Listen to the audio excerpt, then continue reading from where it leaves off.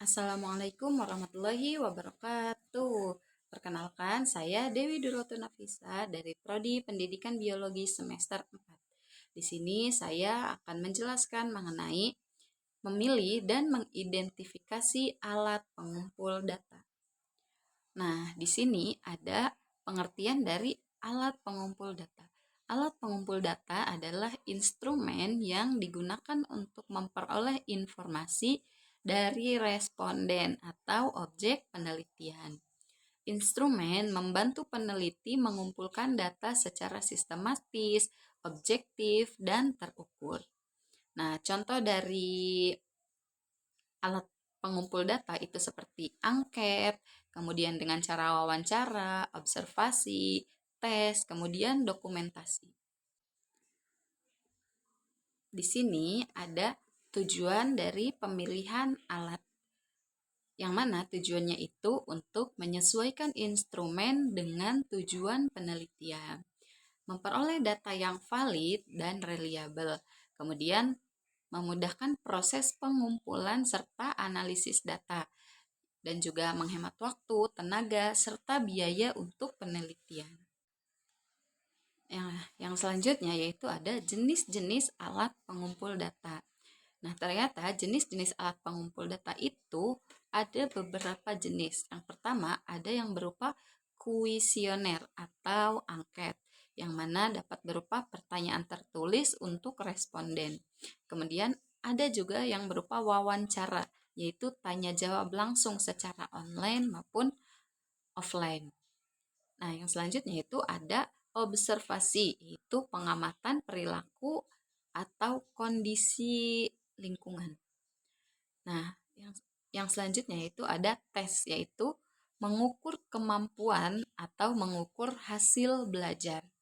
Dan yang selanjutnya itu ada dokumentasi, yang mana mengarsipkan foto, kemudian arsip dan catatan dan juga laporan.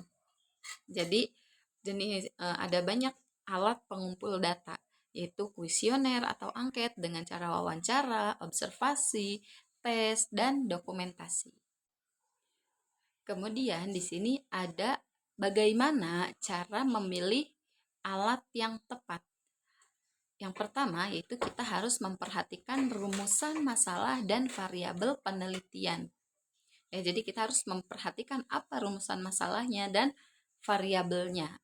Kemudian kenali karakteristik responden.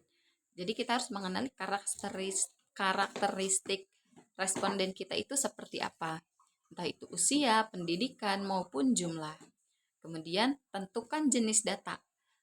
Kita harus menentukan antara kualitatif atau kuantitatif. Kemudian sesuaikan dengan waktu, biaya, dan akses lapangan. Dan di sini ada langkah-langkah untuk menyusun instrumen. Jadi langkah-langkah untuk menyusun instrumen itu ada 5. Yang pertama yaitu menentukan indikator variabel.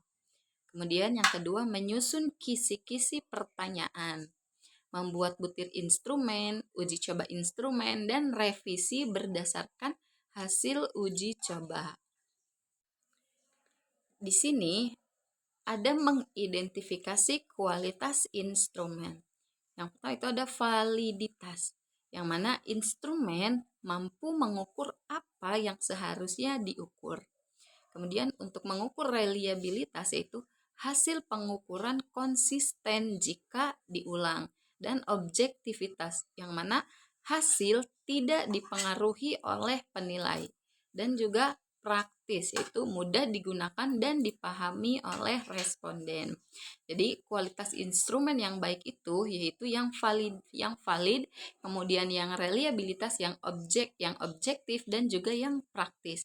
Yaitu validitas, instrumen mampu mengukur apa yang seharusnya diukur. Jadi tepat alatnya itu.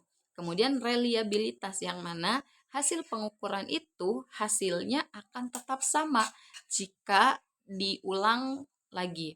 Dan objektivitas, hasil tidak dipengaruhi oleh penilai. Dan praktis, yaitu mudah digunakan dan dipahami oleh responden. Kelebihan dan kekurangan dari alat pengumpul data. Yang pertama yaitu ada angket. Kelebihannya yaitu cepat dan murah, dan kekurangannya yaitu respon bisa kurang mendalam. Kemudian wawancara, datanya itu lebih detail, namun butuh waktu yang lama. Kemudian observasi, observasi dengan kelebihan datanya itu nyata karena kita turun ke lapangan secara langsung. Namun kekurangannya dia rawan sekali subjektif. Nah, yang terakhir itu ada dokumentasi. Itu datanya tersedia, namun kadang tidak lengkap. Nah, bagaimana contoh penerapan dari penggunaan alat pengumpul data itu?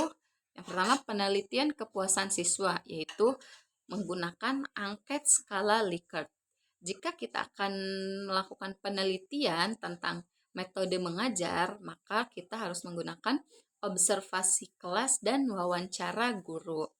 Kemudian, jika kita ingin penelitian hasil belajar, maka instrumen atau alat penelitian yang digunakan adalah tes tertulis atau praktik. Dan dapat disimpulkan, pemilihan alat pengumpul data itu harus sesuai dengan tujuan penelitian. Kemudian setiap instrumen memiliki kelebihan dan kekurangan atau keterbatasannya itu. Dan instrumen yang baik itu akan menghasilkan data yang valid, data yang akurat dan dapat dipercaya. Mungkin hanya itu yang dapat saya jelaskan, kurang dan lebihnya mohon maaf. Mohon maaf apabila ada salah kata dan kekurangan. Wassalamualaikum warahmatullahi wabarakatuh.